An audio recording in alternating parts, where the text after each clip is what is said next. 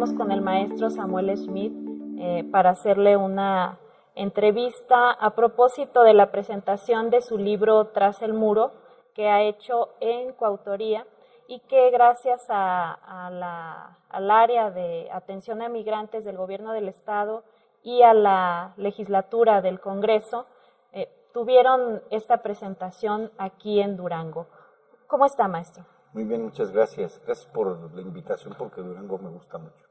Sí, realmente nos comentaba el maestro que vino hace algunos años y ha cambiado muchísimo y pues realmente es una ciudad muy hospitalaria y que además ahorita estamos en un clima muy a gusto. Muy generoso, sí. Muy generoso, así es. ¿De qué trata el libro Tras el Muro, maestro? El libro tiene tres ejes centrales. El primero es el análisis sobre la evolución de la ley de migración en Estados Unidos, considerando que se ha criminalizado el trabajo y que conforme pasa el tiempo la ley se vuelve cada vez menos humanitaria. Inclusive llega al nivel de violentar principios constitucionales de la Constitución de Estados Unidos. Y bueno, esto se puede explicar por una visión, digamos, que considera al migrante como un enemigo, reemplazando las viejas fobias anticomunistas de Estados Unidos. Y entonces, claro, es mucho más fácil poder ubicarse en un mexicano que está migrando y que tiene que ver también con un rechazo a la tez morena, con un rechazo a otra cultura y que entonces han aprovechado esa agresión para lograr un tema de cohesión interna muy fuerte y yo diría hasta muy vicioso de repente. La segunda parte es un análisis más antropológico donde tomamos casos muy concretos, todos reales, sobre cómo la ley ha alterado sus vidas y cómo la ley ha dañado sus vidas. Pero si consideramos esta criminalización, entonces lo que queremos ver en concreto es de qué manera le arruinó la vida a alguien. Separar parejas, dejar niños sin padres, hasta el grado extremo de forzar el aborto en una mujer, por ejemplo. Y la tercera línea es tratar de entender y explicar qué es lo que motivó a ambos gobiernos para moverse en esa dirección. En el caso de Estados Unidos, decía, hay un enfoque ideológico que los corre hacia el odio al otro, pero en el caso mexicano es un silencio cómplice, sumiso, que nos lleva a ver gobiernos que no actúan cuando se está pisoteando a la comunidad mexicana. Ahora, no es que estemos hablando de poquitas personas. Depende de los números, hoy se habla de 11 millones de indocumentados, pero se habla de 40 millones de mexicanos, considerando las distintas generaciones. Y esta postura antimigrante también se traduce en políticas que dañan a la comunidad. Por ejemplo, el gobierno de Trump ha determinado cerrar todos los programas bilingües. Y los más importantes eran los programas inglés-español, que eran para la comunidad migrante. Entonces, esta lucha contra la migración los ha llevado, por ejemplo, con el Patriot Act, que es una ley de seguridad interna, para aprobar en las fronteras distintas medidas que violan derechos humanos, que después se aplican a nivel nacional. Entonces el Patriot Act permite que a la gente le intervenga en el teléfono sin orden judicial, etc. Esas son las tres líneas centrales del libro. La biografía del maestro Samuel Schmidt es muy amplia, realmente resulta muy difícil poder resumir a qué se dedica, porque tiene un panorama académico, etcétera, en muchos ámbitos de siempre digamos, el entorno de la sociedad, de lo social. A mí me llama la atención y me pregunto yo, ¿en qué momento decide tomar esta línea del problema de la migración? Bueno, yo voy a resumir muy rápido que me dedico, yo trato de entender la relación entre la sociedad y el Estado. Y lo he visto desde el Estado y desde la sociedad. He producido estudios sobre chiste político, sobre redes políticas, sobre la democratización, etc. Yo diría que a mí me motiva el estudiar la migración, uno, porque soy migrante, en primer lugar, vengo de una familia de migrantes, y el haber llegado a la frontera. Porque la verdad es que cuando yo nací, crecí en el DF, y la frontera está muy lejos, no solamente geográficamente, sino culturalmente, en percepción. Uno no ve desde allá lo que está pasando, pero cuando llegué a la frontera, y he vivido la frontera en California y he vivido la frontera en Texas, uno empieza a ver esa otra dimensión y esa otra importancia y esa otra percepción. Cuando uno habla con los fronterizos y el fronterizo dice, es que yo soy la defensa de la patria, que ya es un concepto bien interesante. En el centro del país eso no lo oyo nunca, ya no digamos en el sur, no están defendiendo a la patria. Aquí empieza la patria, que es un concepto que a mí me llamó muchísimo la atención. Y luego ver el otro lado de la agresividad contra el migrante. Yo he sufrido innumerables casos de agresión por parte de las autoridades migratorias, como nos ha sufrido cualquiera que vive en la frontera. Entonces, eso es lo que me llevó a tratar de entender el tema, y después mi cercanía con Carlos Péctor, que es el coautor del libro. Carlos es un magnífico abogado migratorio, es el abogado que ha ganado más casos de asilo político para mexicanos en Estados Unidos, que no es poco porque rechazan el 98% de los casos. Y la asociación con Carlos también me llevó a ver la dimensión jurídica de la lucha contra la migración, que era una cosa que yo tampoco había descubierto. Estas varias circunstancias son las que me llevaron a estudiar el tema y después a generar el libro. Así es, un libro que, ¿dónde podemos conseguirlo? Aquí en la Dirección de Asuntos Internacionales y Atención a Migrantes, ahí se los regalan, entonces aprovechen para ir por el libro, que ya tiene una ventaja. La única condición es que lo lean, ¿no? El que quien lo vaya a pedir. Pero yo muchos años antes, volviendo a la pregunta anterior, escribí un artículo sobre asilo político, que lo publicó una revista francesa. En aquel entonces entrevisté al director del distrito del Paso, que es un distrito muy grande porque llega hasta una parte de Arizona, si se echa esa parte de Texas, que es muy poca, todo Nuevo México, una parte de Arizona, para entrevistarlo para el artículo. Y él se hizo acompañar de un par de abogados.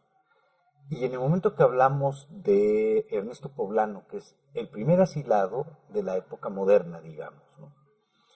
Y yo saco el tema de Poblano y ellos se irritan y dicen, es que Poblano era narcotraficante. Le dije, a ver, ¿ustedes tienen pruebas que Poblano es narcotraficante? Porque la única prueba es alguien que escribió un libro donde hay una foto de Poblano, que era el presidente municipal de Ojinaga, y en la fotografía aparece el jefe narco de Ojinaga. Y esa es la prueba que él era narcotraficante, para ellos, para la autoridad migratoria. Entonces yo les digo, ¿tienen pruebas? No, entonces no es. Pues tienes pruebas, si no tienes pruebas no es. Es un concepto jurídico.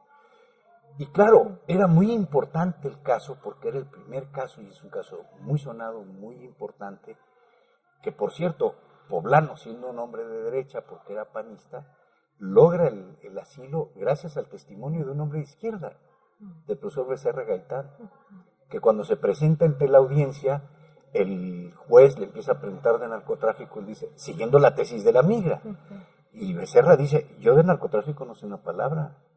¿De qué sabe usted? Yo sé de tortura. ¿Quiere ver? Y entonces se quita la camisa y empieza a mostrar las marcas con las cuales fue torturado.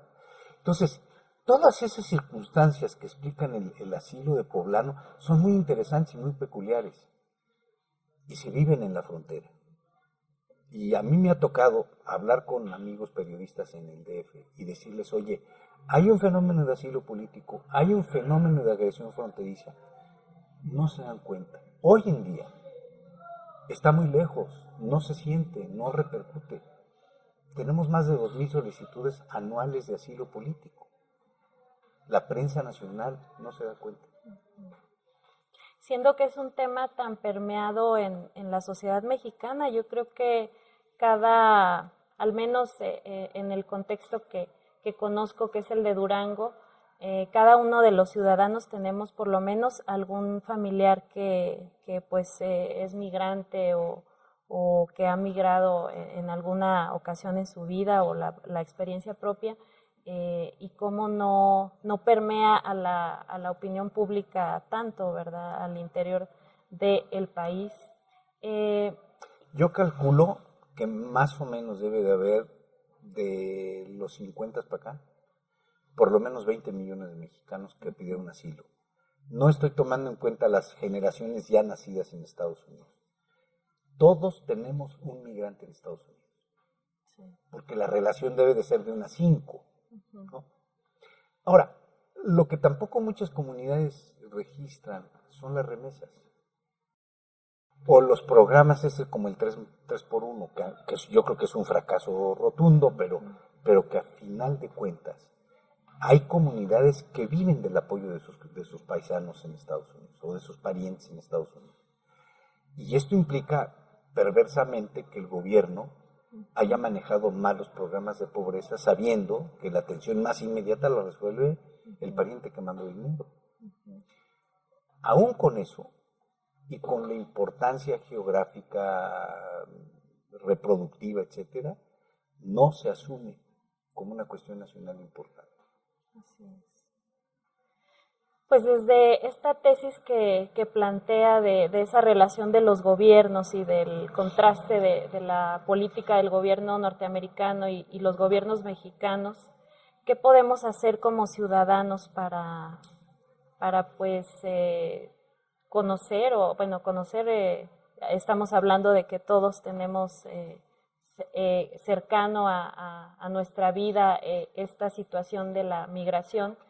¿Qué podemos hacer como ciudadanos para concientizarnos o de qué manera se puede pues ir logrando avances en todo este complejo asunto de la migración? Híjole, bueno, en el libro hay una propuesta muy ambiciosa sobre cómo frenar la migración, que consiste en propiciar el desarrollo económico en México, bajo la tesis de que debemos tener el derecho de emigrar, pero tener el derecho de quedarnos en casa. Y nos podemos quedar en casa solamente si en casa tenemos las oportunidades y el mundo que queremos tener. Si nos queremos ir, nos vamos, y qué bueno que nos vayamos y que nos dejen irnos, porque esa es otra cosa, ¿no? Ahora, ¿qué es lo que tenemos que hacer? Yo creo que tenemos muchos retos. Un reto. Han deportado una cantidad inmensa de mexicanos. De Bush para acá han deportado más o menos 8 millones de mexicanos, que no es poco. Y yo creo que básicamente el gobierno tiene que poner las condiciones para la absorción rápida y no dolorosa de ese inmigrante. Voy a poner un ejemplo. Yo conozco una joven que es Dreamer, que estudió enfermería, que trabaja de enfermera, y que vamos a suponer que el día de mañana la deportan. Yo no me quiero imaginar el viacrucis de esta joven, que va a tener que revalidar estudios y que va a tener toda la maraña burocrática que le permita poder empezar a trabajar en lo que ella sabe, ¿no? Yo creo que la sociedad debe de presionar a los gobiernos para que los gobiernos tomen esas medidas que tienen que facilitarle al migrante regresado, voluntaria o involuntariamente, porque hay los que se quieren regresar, para que puedan reabsorberse sin dolor. Esa es la primera cosa. La segunda es que creo que tenemos que ser ecos importantes sobre los problemas graves que está viviendo la comunidad. A mí me molestó mucho, por ejemplo, que el gobierno de México protestara de inmediato por la ejecución de un mexicano, y qué bueno que protestaron, pero que no abrió la boca ante el encarcelamiento de una niña de 10 años con parálisis cerebral. Que yo como gobierno hubiera actuado primero a favor de ella que a favor del ejecutado. Repito, qué bueno que lo hicieron a favor del ejecutado. Yo siento que las áreas de protección de los consulados, y tenemos creo que 50 en Estados Unidos, no están actuando ni con la celeridad ni con la agresividad que deberían de hacer. Y en las relaciones diplomáticas hay protección consular contemplada en todas partes, o sea que no, ahí rompemos el proyecto del gobierno de México que dice no intervengo en la política doméstica de otro país, ¿no? Creo que también tiene que ser parte de la agenda. Y parte de la agenda tiene que ser también reconocer que el mexicano o la mexicana que se fue porque las condiciones aquí estaban muy mal. No se fueron felices de la vida. Nosotros escribimos en el libro que irse es de alguna manera morir un poquito. Porque uno deja atrás muchas cosas. Deja familia, deja idioma, deja amigos, deja cultura, costumbres, etcétera. Muchísimas cosas. A mí siempre me dicen, oye, ¿y qué no extrañas los tacos? Bueno, pues hay tacos malos, ¿no? Pero no es eso lo que extraño. Yo lo que extraño es la cultura de los mexicanos, la calidez del mexicano. Sí, estas interacciones sociales que en México son muy distintas a Estados Unidos. Entonces, yo creo que tenemos que seguir promoviendo una comunicación muy intensa y que la comunicación de lo mexicano allá, o como yo escribí en alguna ocasión, los mexicanos de allá, no se tomen como un rehén político o como materia económica, vamos, los gobiernos que los ven como financiadores del IMSS, financiadores de carreteras, financiadores, yo creo que no va por ahí. Ese puede ser un producto más, pero no va por ahí lo fundamental. Lo fundamental es tratar de ligarnos culturalmente con lo que el mexicano de allá está absorbiendo, está adquiriendo, y con lo que nos puede enriquecer a los mexicanos de aquí, y viceversa.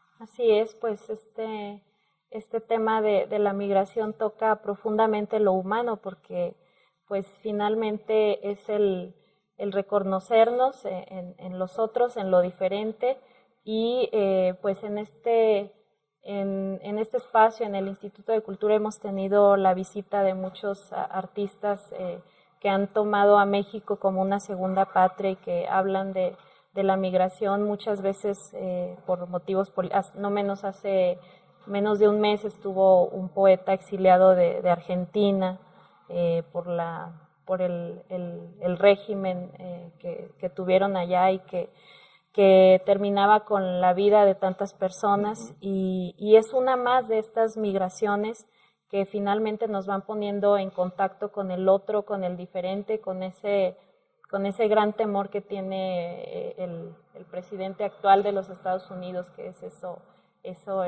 el temor de lo distinto, ¿verdad? Una inquietud muy, muy primitiva Pero no le del molesta humano. mucho cuando los emplea en sus hoteles, ¿eh? Ahí sí. Y no le molesta mucho tampoco cuando su hija produce en China sus productos, o él produce en México parte de sus productos. Yo creo que ahí hay una gran hipocresía y qué bueno que sale el tema de Trump, porque ahí es donde vemos la manipulación política de un tema muy sensible, muy delicado, para deshumanizarlo. Que esa es la actitud típica de los racistas, deshumanizar al otro para entonces poderlo pisotear. Me acuerdo una vez un funcionario en El Paso decía que los mexicanos son como insectos. Claro, a un insecto lo pisa sin remordimientos.